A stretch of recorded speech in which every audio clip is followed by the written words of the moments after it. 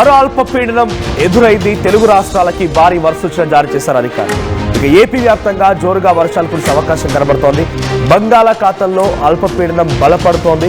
అది వాయువ్య దిశగా కదులుతూ మరింతగా బలపడిపోయి తుఫానుగా వాయుగుండంగా మారే అవకాశం ఉంది. ఇక నేడు వాయుగుండంగా బలపడబోతోంది అల్పపీడనం. 48 గంటల్లో అది తుఫానుగా మారే అవకాశం కూడా ఉంది. అది తుఫానుగా మారాక సెన్యార్గా దీన్ని నామకరణం చేశారు. సో సెన్యార్గా నామకరణం చేసిన తర్వాత దానికి ఒక నేమ్ మాత్రమే, తుఫాన్కి సెన్యార్ అనే నేమ్ మాత్రమే. అయితే అది తీరం దాటే సమయానికి సుమారుగా భారీగా ప్రచండ గాలులతో పాటుగా జోరుగా వర్షాలు కురిసే అవకాశం ఉంది. 29వ తేదీన తీరం దాటే అవకాశం ఉన్నట్టుగా వాతావరణ శాఖ అధికారులు మొదట్లో అంచనా వేశారు. కానీ అది మరో 2 రోజుల్లో తీరం దాటే అవకాశం కనబడుతోంది. అల్పపీడనం ప్రభావంతో నేడు పలు జిల్లాలకి భారీ వర్ష సూచన జారీ చేశారు. ఇప్పటికే ప్రకాశం, నెల్లూరు, చిత్తూరు, తిరుపతి, అన్నమయ్య, కడప ఈ జిల్లాలో మోస్తారు నుంచి భారీ వర్షాలు కురిసే అవకాశం వాతావరణ శాఖ హెచ్చరికలు జారీ చేస్తున్నారు. ఇక బంగాళాఖాతంలో ఏర్పడినటువంటి ఈ అల్పపీడనం అది బలపడిపోయి ఈరోజు సాయంత్రానికల్లా వాయుగుండంగా మారే అవకాశం, మరో 45 గంటల్లో అది తీరం దాటే అవకాశం ఉంది. మరి ఎక్కడ తీరం దాటుతుంది? గతంలో మోంతా తుఫాన్ ప్రభావం ఏ రకంగా ఉందో చూసారు. ఇప్పుడు సెన్యార్, దీని పేరు సెన్యార్. మరి ఈ సెన్యార్ తుఫాన్ ప్రభావం ఎలా ఉంటుందో చూడాల్సిన అవసరం ఉంది. సో సెన్యార్ తీవ్ర రూపం దాల్చి అది తీరం దాటే సమయానికి చాలా ప్రచండ గాలులతో పాటుగా భారీ వర్షాలు కూడా కురిసే అవకాశం ఉందట. సో తెలుగు రాష్ట్రాలకి భారీ వర్ష సూచన జారీ చేశారు. Please be alert. సో కొన్ని జాగ్రత్తలు తీసుకోండి. అత్యవసరం అయితే తప్ప బయటికి రాకండి. ముఖ్యంగా మత్స్యకారులు, వేటకు వెళ్లేవారు తగు జాగ్రత్తలు తీసుకోండి. ఇప్పుడు ఈ సమయంలో వేట మంచిది కాదు. మరోసారి సెన్యార్ రూపంలో ఒక భయంకరమైనటువంటి తుఫాన్ భారత రాష్ట్రంలోని వాయువ్య దిశగా, అంటే సుమారుగా ఆగ్నేయ బంగాళాఖాతం నుంచి అటు వాయువ్య దిశగా ప్రయాణిస్తోంది. So AP, Tamil Nadu and Telangana పైన దీని ప్రభావం చాలా ఎక్కువగా ఉండే అవకాశం ఉంది. మా ప్రతినిధి గయాస్ సిద్ధంగా ఉన్నారు. గయాస్, సో ఈ సెన్యార్ ప్రభావం ఎలా ఉండబోతోంది? అధికారులు ఏం చెప్తున్నారు? ఎటువంటి హెచ్చరికలు జారీ చేశారు? మోతా తుఫాన్ గాయాలు ఇంకా మానక ముందే మళ్ళీ కొత్తగా తుఫాను వస్తుండడంతో రాష్ట్ర ప్రజలైతే భయభ్రాంతులకైతే గురవుతున్నారు. బంగాళాఖాతంలో ఏర్పడిన అల్పపీడన ధోరణి వాయు దిశగా కదులుతూ మరింత బలపడే అవకాశం ఉందని వాతావరణ శాఖ ఇప్పటికే హెచ్చరికలు జారీ చేయడం జరిగింది.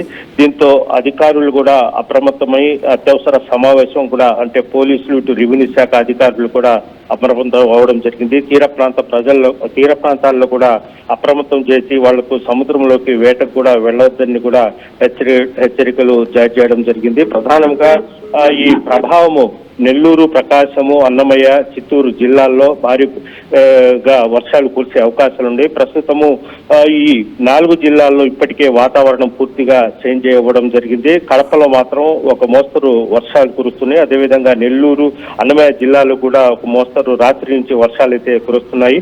29వ తేదీ నాటికి తీరం దాటే అవకాశాలు ఉన్నాయని కూడా అధికారులు చెప్తున్నారు. అయితే తీర ప్రాంతాల్లో ఎవరు సముద్రంలోకి వేటకు వెళ్ళవద్దని కూడా చెప్పడం జరిగింది. అదేవిధంగా కొన్ని ప్రాంతాలు, అంటే ఇప్పటికే జలాశయాలు పూర్తిగా వాటర్ ఫుల్ వచ్చి ఉండడంతో కొన్ని చెరువులు తెగిపోయే ప్రమాదం ఉంది. ఆయా ప్రాంతాల్లో కూడా అప్రమత్తం ఉండమని కూడా ఆ జిల్లాల కలెక్టర్లు కూడా రెవెన్యూ శాఖ అధికారులకు కూడా హెచ్చరికలు జారీ చేయడం జరిగింది. అయితే ఈ తుఫాను ఎదుర్కొనేందుకు అధికారులు ఇప్పటికే సిద్ధమవుతుండడం జరిగింది. అయితే ఈ రోజు కూడా కలెక్టర్లు, అదేవిధంగా ఎస్పీలు, రెవెన్యూ శాఖ, అదేవిధంగా పోలీస్ శాఖ అధికారులతో కూడా సమావేశం ఏర్పాటు చేయడం జరిగింది. ఎంఆర్ఓలు, ఆర్టీఓలు, పోలీసు, ఇతర శాఖల్లో పనిచేసే వాళ్ళు ఎవరు సెలవులు పెట్టి వెళ్ళవద్దంటూ కూడా ఉత్తర్వులు జారీ చేయడం. మోంతా తుఫాన్ సమయంలో 3-4 రోజుల ముందుగానే ఇది ఎక్కడ తీరం దాటుతుంది, ఎలా దాటుతుంది, ఎంతటి వేగంతో గాలులు వీస్తాయి, ఎంతటి వర్షం కురుస్తుంది, ఇదంతా కూడా వాతావరణ శాఖ అధికారులు కొంత అంచనా వేయగలిగారు. ఇప్పుడు సెన్యార్ ప్రభావం ఎలా ఉండబోతోంది? రోజు సాయంత్రం కల్లా అది వాయుగుండంగా బలపడిపోయి అది తుఫానుగా మారి 48 గంటల్లో తీరం దాటే అవకాశం ఉన్నట్టుగా వాతావరణ శాఖ అధికారులు హెచ్చరికలు జారీ చేస్తున్నప్పుడు ఎక్కడ తీరం దాటే అవకాశం ఉంది, ఎక్కడ ఎక్కువగా ప్రభావం చూపించవచ్చు? మనోజ్, ఇది అంటే ఈ అల్పపీడనం ధోరణి వాయు దిశగా కదులుతూ మరింత ఈరోజు రాత్రికంతా బలపడే అవకాశాలు ఉన్నాయి. అయితే 29వ తేదీకి తీరం దాటే అవకాశాలు ఉన్నాయంటున్నారు. కానీ ఎక్కడ ఏ ప్రాంతాల నుంచి కూడా ఇంకా పూర్తిగా వాతావరణ శాఖ వాళ్ళకు కూడా అంతుపట్టని విధంగా ఉంది. అయితే ఈ పూర్తిగా అంటే 29 ఎక్కడి నుంచి తీరం దాటే అవకాశం ఉందని కూడా అయితే వాళ్ళు ఇంకా 24 గంటల తర్వాత చెప్పే అవకాశాలు ఉన్నట్లయితే వాతావరణ శాఖ అధికారులు కూడా చెప్తున్నారు. అయితే ఈ తుఫాను బాగా ఎఫెక్ట్ ఉంటుంది తీర ప్రాంతాల్లో అని కూడా హెచ్చరికలు అయితే జారీ చేయడం జరిగింది. అయితే ఇప్పటికే అధికారులు దృష్టి మొత్తము తీర ప్రాంతాలు, సముద్ర తీర ప్రాంతాల్లో పెట్టడం జరిగింది. కొన్ని ప్రాంతాలు పునర్వాస కేంద్రాలను కూడా ఏర్పాటు చేయడం జరిగింది. అదేవిధంగా అన్ని తీర ప్రాంతాల్లో అయితే అధికారులు అప్రమత్తం చేయడం జరిగింది. Manoj, right, thank you guys. So మొత్తంగా బంగాళాఖాతంలో, ఆగ్నేయ బంగాళాఖాతంలో ఏర్పడినటువంటి ఈ అల్పపీడనం ఈరోజు సాయంత్రానికల్లా వాయుగుండంగా బలపడే అవకాశం ఉంది. ఆ తర్వాత బలమైనటువంటి ఈదురుగాలులతో అది తీరం దాటబోతోంది, తుఫానుగా మారబోతోంది. సో తుఫానుగా మారి 29వ తేదీన తీరం దాటే అవకాశం అధికారులు ముందుగా అంచనా వేసినప్పటికీ అది కొంత ముందుగానే తీరం దాటే అవకాశం అని చెప్తున్నారు. మరి ఎక్కడ తీరం దాటుతుంది, ఎటువంటి ప్రభావం ఉంటుందో చూడాలి. కానీ వాయువ్య దిశగా కదులుతున్నటువంటి ఈ తుఫాన్ ప్రభావం సెనియార్ అనేటువంటి ఈ తుఫాన్ నామకరణం చేశారు. మొంతా మాదిరిగానే ఈ సెనియార్ ఉండబోతోందా, లేదా ఇంకా ఎక్కువ ప్రమాదం ఎక్కువగా ఉండే అవకాశం ఉందా?